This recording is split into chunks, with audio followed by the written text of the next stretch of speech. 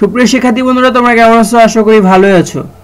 তোমাদের উদ্ভিদ ও প্রাণী কোষের প্রধান অঙ্গাণুগুলো মুখস্থ রাখতে হবে এবং আজকে তোমাদের মধ্যে উদ্ভিদ ও প্রাণী কোষের অঙ্গাণু সম্পর্কে ধারণা দিব এবং এটির পার্থক্য তোমাদের সামনে তুলে ধরব যে কি কি পার্থক্য রয়েছে।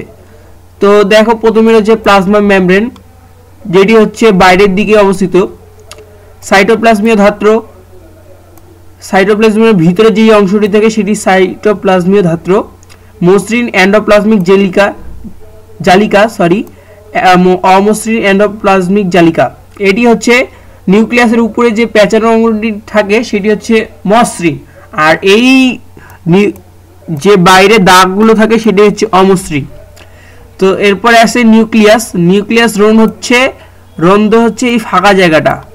নিউক্লিওলাস মানে হচ্ছে এই নিউক্লিয়াসের ভিতরে যে বড় একটা বলের মতো দেখা যায় সেটি হচ্ছে নিউক্লিয়ার আবরণী হচ্ছে এই যে নীল দাগটা হচ্ছে নিউক্লিয়ার আবরণী। ক্রোমাটিন তন্তু মানে যে পেঁচানোগুলো সুতোর মতো থাকে সেটি হচ্ছে ক্রোমাটিন তন্তু। নিউক্লিওপ্লাজম হচ্ছে যে ভিতরে ক্ষুদ্র ক্ষুদ্র ফোটা ফোটা দানা দানা থাকে সেটি হচ্ছে নিউক্লিওপ্লাজম। এগুলো সমষ্টি নিয়ে নিউক্লিয়াস গঠিত হয়। তাহলে বলতে পারে যে নিউক্লিয়াস কি কি নিয়ে গঠিত হতে পারে এবং কয়টি উপাদান নিয়ে গঠিত হতে পারে। একটা, দুইটা, তিনটা, চারটা, পাঁচটা নিয়ে গঠিত। তো আন্তঃকোষীয় ফাঁক হচ্ছে যেই ফাঁক, এই যে এইখানকার যে একটা ফাঁক আছে কোষে, সেটি হচ্ছে আন্তঃকোষীয় ফাঁক। গোলজি বস্তু হচ্ছে এটি গোলজি বস্তু। মাইটোকন্ড্রিয়া এটি, যাকে শক্তির হাউস বলা হয়। ক্লোরোপ্লাস্ট, এটা ক্লোরোপ্লাস্ট। লাইসোসোম, এইটা তোমাদের সবুজ অংশটা লাইসোসোম। কোষ প্রাচীর হচ্ছে যেটা বাইরে থাকে সেটা হচ্ছে কোষ প্রাচীর। কোষ গহ্বর হচ্ছে যে ফাঁপা নলটা থাকে সেটি হচ্ছে কোষ গহ্বর।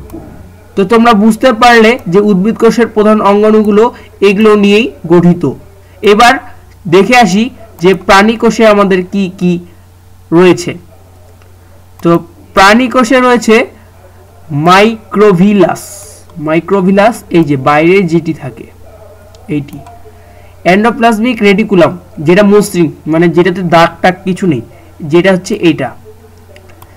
গোলজি বস্তু, এইটা গোলজি বস্তু প্রাণী কোষে পাওয়া যায়। সেন্ট্রোসোম হচ্ছে এইখানেই থাকে সেন্ট্রোসোম। নিউক্লিয় পর্দা, নিউক্লিওলাস, ক্রোমাটিন তন্তু, নিউক্লিওপ্লাজম, এগুলো আমরা পড়ছি, যেটা নিউক্লিয়াস নিয়ে গঠিত, নিউক্লিয়াসের মধ্যেই পড়ে। এন্ডোপ্লাজমিক রেটিকুলাম, এটা ফিরে আবার অমসৃণ। সেটা হচ্ছে এই যে এখানে যে বলেছিলাম এর আগে উদ্ভিদ কোষে বলছিলাম যে নিউক্লিয়াসের উপরে বা নিচে যে কোনো পাশেই যে পেঁচানো অঙ্গন থাকে সেটি হচ্ছে মসৃণ, আর যদি দাগ দাগ থাকে সেটি হচ্ছে অমসৃণ। লাইসোসোম হচ্ছে এটি, আর গহ্বর হচ্ছে এটি। তো আমরা কিন্তু আগে পড়েছি উদ্ভিদ কোষের গহ্বর অনেক বড় ছিল আর এখানে কেবলমাত্র ছোট। তো চলো এর পার্থক্যটা আমরা দেখিনি যে পার্থক্যটা কোথায়। এটি তোমাদের হচ্ছে দুটি পার্থক্য যেটি আমি লিখেছি যে উদ্ভিদ কোষ ও প্রাণী কোষে দুটি পার্থক্য। যদি খ নম্বরে আসে সৃজনশীলে তোমরা তখন এটি লিখবে যে কোষ গহ্বর আকারে বড়, সংখ্যায় কম।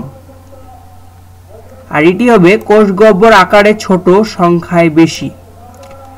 তারপরে 2 নম্বরে লিখেছি উদ্ভিদ কোষের জড় কোষ প্রাচীর থাকায় কোষের আকার পরিবর্তন হয় না। প্রাণী কোষে কোষ প্রাচীরে থাকে না বলে কোষের আকার পরিবর্তিত হয়। উদ্ভিদ কোষের সেন্ট্রোসোম থাকে না, প্রাণী কোষের সেন্ট্রোসোম থাকে। ব্যতিক্রম হচ্ছে স্নায়ু কোষ, যেটা আমরা লক্ষ্য করেছি। তো বন্ধুরা, তোমরা এটি ভালো মতো পড়ে নেবে, এটি খুব খ নাম্বারে চলে আসে। তো আজকের ভিডিওটি এ পর্যন্তই। এরপরে আমি উদ্ভিদ কোষ ও প্রাণী কোষের যে অঙ্গাণুগুলো রয়েছে তাদের কাজ সম্পর্কে বিস্তারিত আলোচনা করব। তো সবাইকে ধন্যবাদ।